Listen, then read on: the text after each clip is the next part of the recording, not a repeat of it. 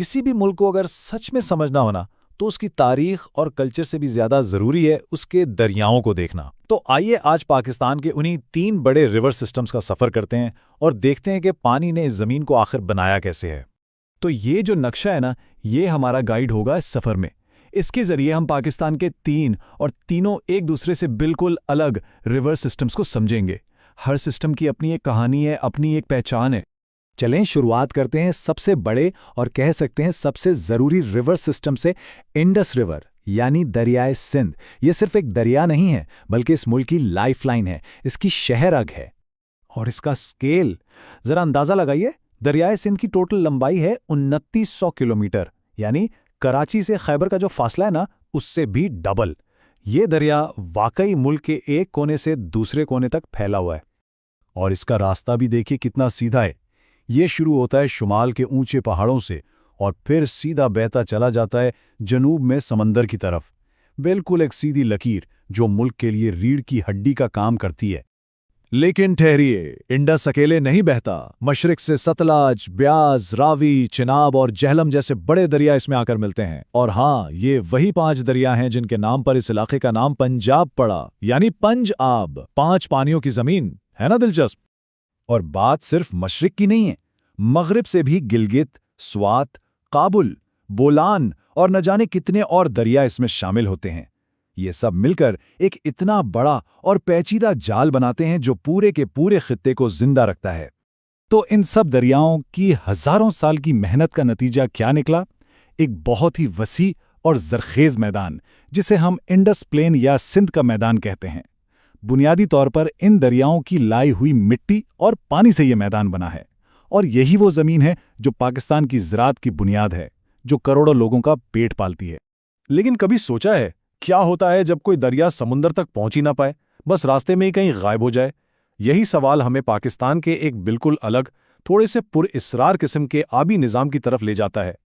تو اب ہم آتے ہیں پاکستان کے دوسرے سسٹم پر، انٹیریئر سسٹم یعنی غائب ہونے والے دریاؤں کا نظام۔ یہ ان دریاؤں کی کہانی ہے جو سمندر تک پہنچنے سے پہلے ہی کہیں کھو جاتے ہیں۔ چلیں اس جیوگرافیکل مسٹری کو حل کرنے کی کوشش کرتے ہیں۔ اس کا مطلب بڑا سادہ سا ہے، یہ ایک کلوزڈ سسٹم ہے۔ یہاں دریا بہتے تو ہیں لیکن سمندر میں جا کر نہیں گرتے، بلکہ ملک کے اندر ہی کسی جھیل میں اپنا سفر ختم کر دیتے ہیں۔ سمجھ لیں کہ ایک ایسا سفر جس کی منزل باہر نہیں، اندر ہی ہے۔ یہ عجیب و غریب نظام جنوب مغربی بلوچستان میں پایا جاتا ہے۔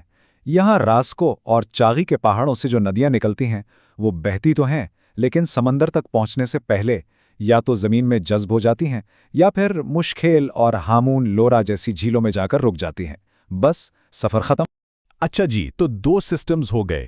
اب چلتے ہیں اپنے تیسرے اور آخری نظام کی طرف۔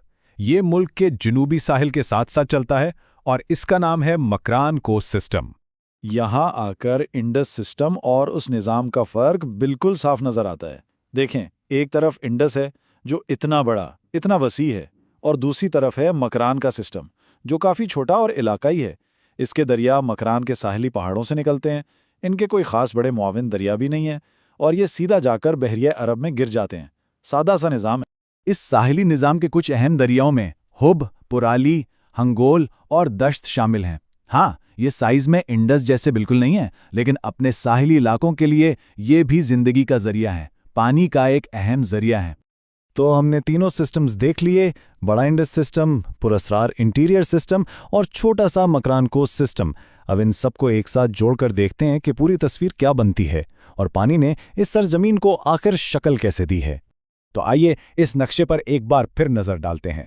یہ دیکھیں، شمال سے بہتا ہوا عظیم دریائے سندھ، پھر بلوچستان کا وہ پراسرار اندرونی نظام، اور نیچے جنوب میں سمندر سے ملنے والے ساحلی دریا۔ یہ تینوں مل کر پاکستان کے متنوع جغرافیہ کی ایک مکمل تصویر بناتے ہیں۔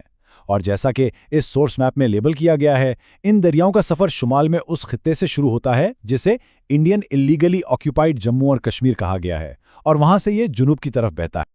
تو بات یہ ہے کہ دریائے سندھ کی عظمت سے لے کر بلوچستان کے چھپے ہوئے دریاؤں اور ساحلی ندیوں تک پاکستان کا پورا جغرافیہ دراصل پانی کی لکھی ہوئی ایک کہانی ہے، اور ہر سسٹم، ہر دریا ملک کی معیشت، ثقافت اور روزمرہ کی زندگی پر اپنا گہرا اثر چھوڑتا ہے۔